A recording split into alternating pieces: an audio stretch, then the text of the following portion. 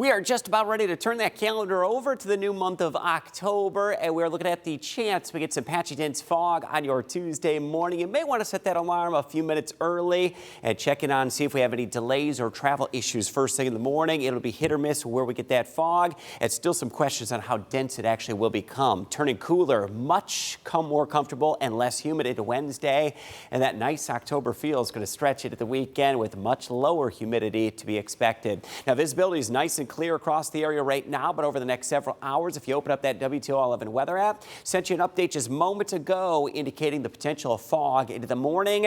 And there it is, the foggy potential out there as we go through daybreak. And if that fog does develop, it may linger in some spots through about mid-morning. So keep that in mind. Overnight tonight is when that dense fog may develop. Visibilities could fall below a half a mile. And that's generally about that point where we start to get possible school delays and travel issues. So keep in mind, we'll have that school delay hotspot map ready to go tomorrow morning should we get any delays. All is clear right now, but it will be another hour or two before that fog does begin to develop close to or just after 2 a.m. And that's what's going to show in our hour-by-hour forecast. That fog will start to develop between midnight and 2 a.m. We'll get a little thicker in a few areas.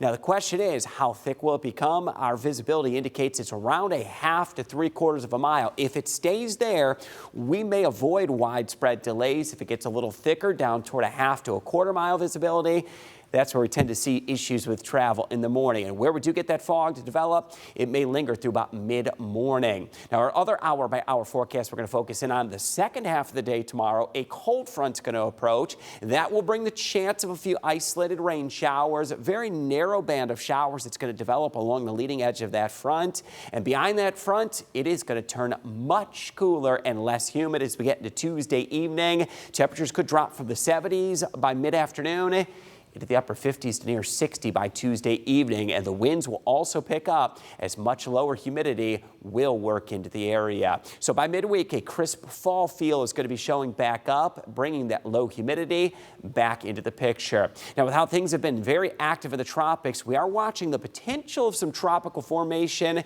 out there toward the Yucatan Peninsula. At this point, it is not anything major, and across the Atlantic, there is a new named storm. This will become a major hurricane, but we'll call this one a fish storm. It stays well into the Atlantic and will pose no risk to the U.S. mainland. For tonight, some dense fog going to be possible, down to 61 for that overnight low. Highs are going to climb into the 70s Tuesday. That cold front comes in late afternoon into the evening.